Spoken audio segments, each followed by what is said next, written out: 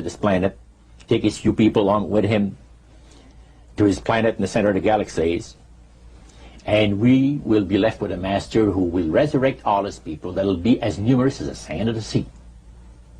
See? And the master will rule forever and ever and ever. A happy people. And he named some of the people that's going to be there. I don't want to mention the names because they're known to history. Yeah. So that was quite impressive. Did you always feel, Roger, that these people were telling the truth? Oh yes, yeah. Yeah, they really had things down straight. But I was not satisfied with the answers. And there was something, and I understand now it was the Spirit of God saying, hold back, fellow, hold back. And the priest that had talked about us thinking seriously about being initiated into their cult. Right. So they let you come to sort of take a look-see, yeah. But you can't go back for several months. Oh yeah, it's not a matter of whether you're going to be initiated or not. It's when. Okay. You see? So they begin to press you for a commitment.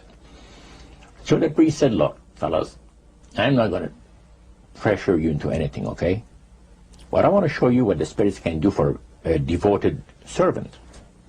We went downstairs, not through the staircase that I thought for the worship room of the gods, but at the other end of the building. Went downstairs, and a number of times I'd gone there to the men's room, and I heard these typewriters clicking like the dickens. Man, it's going. I said, why do we have a lot of people typing in there, in that room? Well, we went there that evening, he knocked, and the man says, come on in. And there was all those typewriters moving along by themselves, typing at the speed that I'd never seen before. And not only that, the high priest says, I want to show you something clever. So he says, follow me. So we went around the table. There was like two long tables, and they had about 10 typewriters. And he says, now notice that the typewriter types to the right, then doesn't go back. It types back to the left. Isn't that something? I had never heard of things like that before. He said the spirits are doing the work. And he introduced us to the man. And the man is a lawyer. And he said, how much money did you make last year? Oh, he says, it's in the 6 figures. You see? So this lawyer had a business in the building that housed the worship room. Oh, yeah. And he had a whole room full of typewriters. Yeah. And he put paper in there, and demons That's typed. all he did. Put paper in there. It was and what came out? What was it that came out? different briefs for court cases. And so he would sell these to people? Oh yeah, okay. He had this service to the legal profession. And the high priest was the showing United States and Canada. So the high priest was showing you this to give you an idea about the kinds of blessings that you would receive? Right. Yeah. But after you left that typewriter, the room where the lawyer was, they tried to draw you into a commitment by getting you to make a public profession. Tell us about that. Well, they have a super beautiful resort in the Laurentian Mountains, which is north of Montreal, north of Saint Agathe. Saint Agathe is a famous name there in Montreal. Montrealers, because they all go Saint Agathe or north there, you know, the summer home and that. So they had a big resort up there for their people, you know. So it's a closed society. And they had on October the 30th, Halloween, is that? October 31? 31, last day of October. They had what they call live animal sacrifices. I don't know what it is that they did. We could never find out. By the time that the Lord pulled me out of there, I had not yet found out what it was.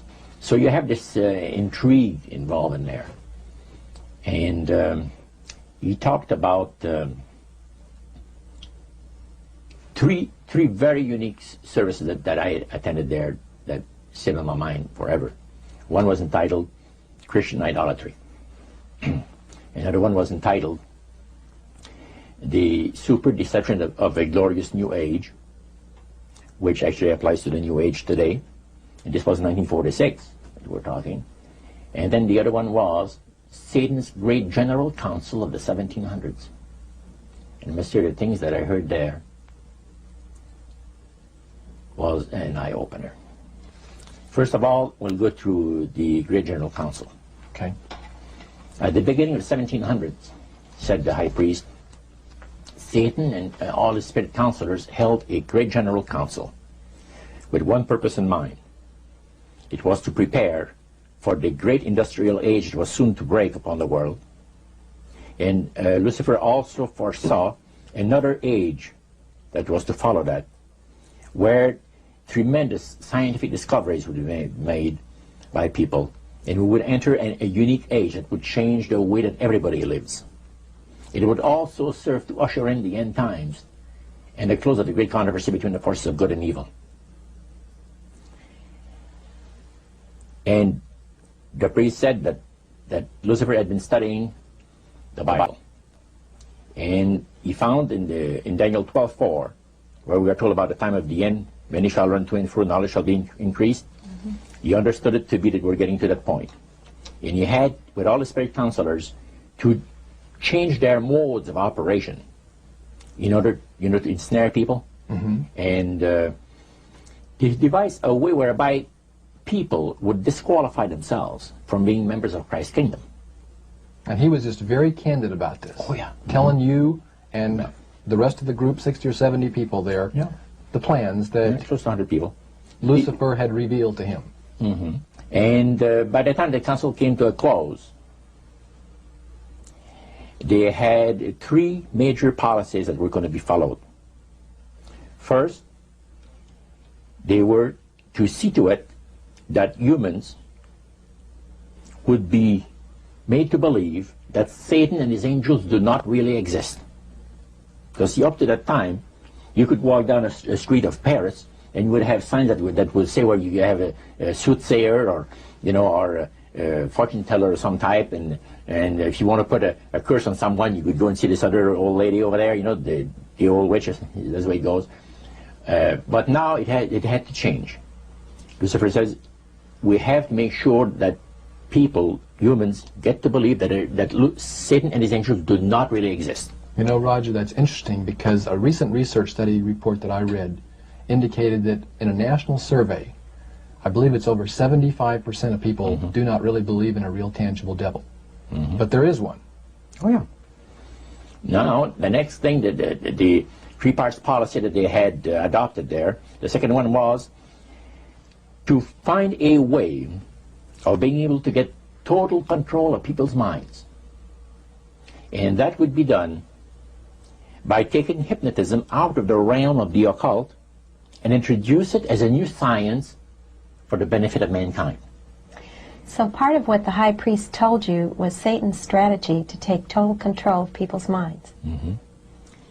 They felt that by taking hypnotism out of the realm of the occult and introducing it as a new science for the benefit of mankind, they could then use people of great renown, educators, people of capacity, that would do great things, such as supposedly regress people in time to former lives that they had.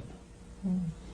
And of course, after the session is over, the person would not know a thing about ancient history, and the person that she or he has talked about performing, certain deeds, we'll say 3,000 or 4,000 years ago.